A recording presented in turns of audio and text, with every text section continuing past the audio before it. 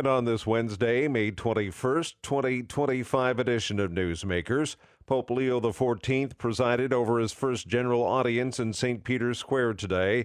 Charles de la Desma reports. The Vatican says around 40,000 people were on hand for the audience with Pope Leo, which comes just days after an estimated 200,000 people attended the inaugural Mass for history's first American Pope. Leo spoke in his native English, his fluent Spanish, as well as the traditional Italian of the papacy. The pontiff then called the Gaza situation worrying and painful. He says,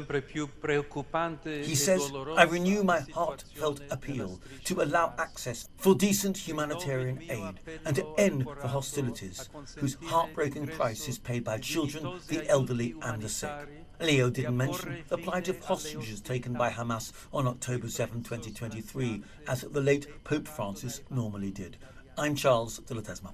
A support group of survivors of clergy sexual abuse accuses the new pope of mishandling allegations of sexual assault committed by priests and clerics. Sarah Pearson is with SNAP, which claims Pope Leo XIV showed a pattern of failing to properly investigate abuse claims during his time spent serving as a bishop in Peru. For the new pope to have any credibility with survivors, there needs to be an apology, and there needs to be an opening up of all of the documents and evidence.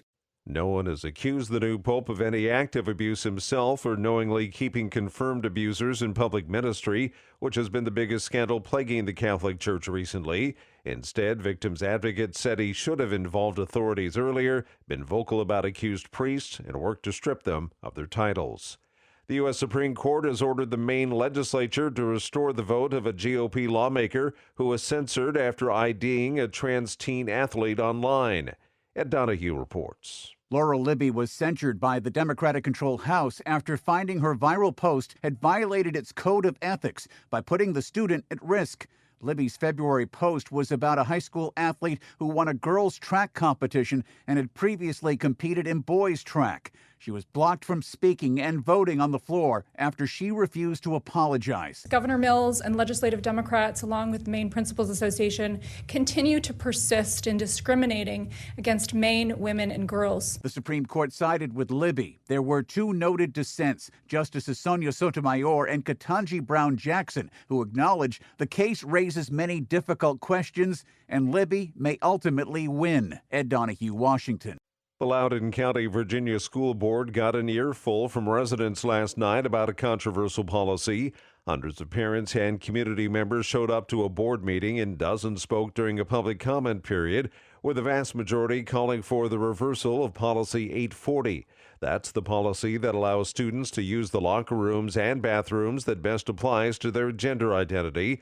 The public outcry also extended to a Loudoun County Public Schools Title IX sexual harassment investigation into 3 boys at Stonebridge High coming forward to say they felt uncomfortable with a male-identifying female classmate using the boys' locker room.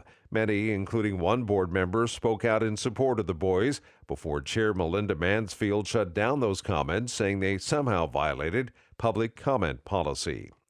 Conservative parent groups are suing Colorado over the new transgender rights bill signed by Governor Jared Polis just days ago. The lawsuit claims it violates free speech and parental rights and punishes those who refuse to speak using chosen names and pronouns. It's the second transgender rights-related lawsuit levied against the state this month. A Colorado Springs area school district previously argued Colorado's anti-discrimination law violates students' constitutional rights by allowing transgender youth to participate in sports that match their gender identity. A church congregation in New Jersey is taking on the city. An online petition drive has so far collected more than 5,000 signatures in an effort to stop Toms River from taking over a church where a homeless shelter is proposed. Township officials are planning to buy or acquire by eminent domain Christ Episcopal Church, where the congregation wants to operate a homeless shelter. Mayor Daniel Roddick says he wants to use the church property for recreation, but the church says it plans to fight the acquisition. The Episcopal Diocese of New Jersey has joined the opposition to the takeover bid. A public hearing and second vote on the acquisition are set for July.